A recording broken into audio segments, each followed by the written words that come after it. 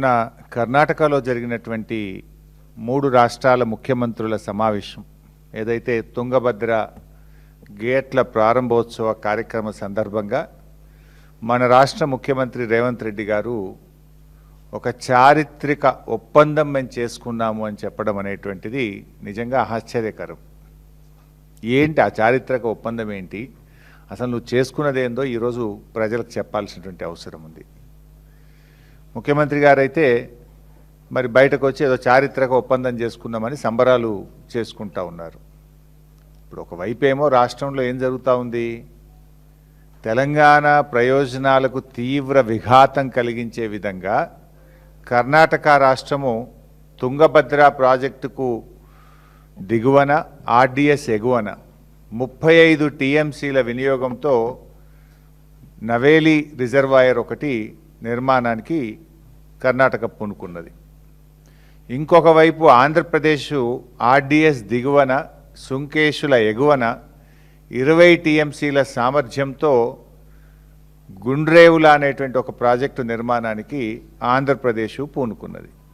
అది 35, ఇది 20, అంటే 55 టీఎంసీల నిల్వ సామర్థ్యంతో అటు కర్ణాటక ఇటు ఆంధ్రప్రదేశ్ 2 ప్రాజెక్టులకు రూపకల్పన చేసింది. అయితే ఈ ప్రాజెక్టుల విషయంలో ఆనాడు బ్రిజేష్ కుమార్ ట్రిబ్యునల్ ముందు కూడా వాదనలు జరిగినాయి. వాదనలు జరిగితే బ్రిజేష్ కుమార్ ట్రిబ్యునల్ చాలా స్పష్టంగా చెప్పింది. ఆంధ్రప్రదేశ్ ఏం చెప్పిందంటే, ఆ రోజు మాకు సిల్టేషన్ అయింది, మేము గుండ్రేవులు కట్టుకొని 20 టీఎంసీలు నిల్వ చేసుకుంటాము అని చెప్పి బ్రిజేష్ కుమార్ ట్రిబ్యునల్ ముందు చెప్తే, బ్రిజేష్ కుమార్ ట్రిబ్యునల్ 2013లో తాను ఇచ్చినటువంటి జడ్జిమెంట్లో స్పష్టంగా చెప్పినారు, కొత్తది కట్టాల్సిన అవసరం లేదు, సిల్టేషన్ ఏదన్నా ఉంటే మీరు ప్రత్యామ్నాయం సిల్ట్ ఎలా తీయాలో ఆలోచించుకోండి తప్ప గుండ్రేవులకు నీటి కేటాయింపులు చెయ్యము అని ట్రిబ్యునల్ స్పష్టంగా చెప్పింది.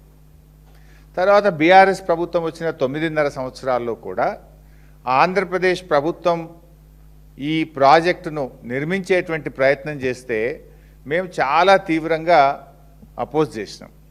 ఆ గుండ్రేవుల ప్రాజెక్టు ఆ రోజు తెలంగాణ రాష్ట్ర ప్రభుత్వ తీవ్రంగా అయినటువంటి నిరసన చెప్పడం ద్వారా, మేము అపోజ్ చేయడం ద్వారా, అన్ని ఫోరమ్స్లో రేస్ చేయడం ద్వారా అది కోల్డ్ స్టోరేజ్లోకి పోయింది.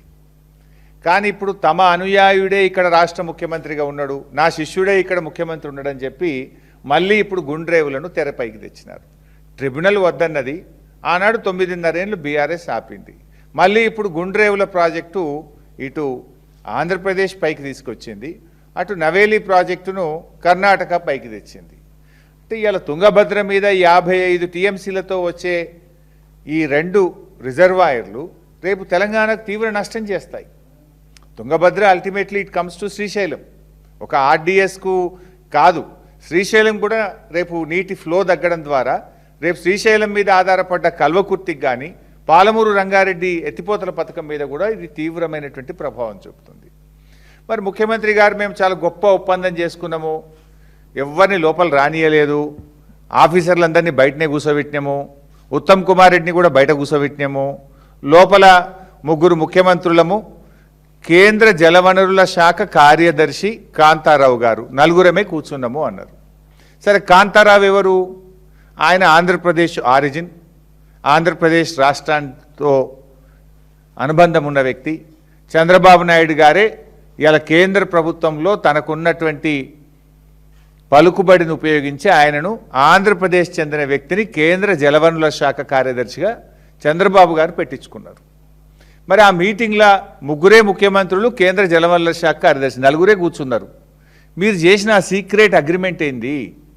ఏం అగ్రిమెంట్ చేసినారో ఇలా రాష్ట్ర ప్రజలకు తెలవాల్సిన అవసరం ఉంది, స్టేక్ హోల్డర్స్ అందరికీ తెలవాల్సినటువంటి అవసరం ఉంది. నీకేమో అవగాహన తక్కువ, ఆగమాగం ఎక్కువ నీకు. ఎందుకంటే నువ్వు గతంలో అనేక విషయాలు కూడా మాట్లాడినావు. దేవాదుల ఏ బేసిన్లో ఉంది, నల్లమల్ల ఆంధ్రప్రదేశ్లో ఉంటుందా తెలంగాణలో ఉంటుందా, బచావత్కు బ్రిజేష్ కుమార్ ట్రిబ్యునల్ మధ్య కూడా తేడా తెలియని విధంగా నువ్వు ఎన్నిసార్లు మాట్లాడినవో, ఎన్నిసార్లు అభాస్పాలైనవో, కనీస అవగాహన లేని రహిత్యాన్ని ఎలా బయట పెట్టుకున్నావో రాష్ట్ర ప్రజలందరికీ తెలుసు. నువ్వు నిన్న 3 రాష్ట్రాల మధ్య గొప్ప ఒప్పందం జరిగింది అంటున్నావు. ఏం ఒప్పందం జరిగింది? ఇప్పుడు మనకు ఆర్డిఎస్ ప్రాజెక్టుకు 15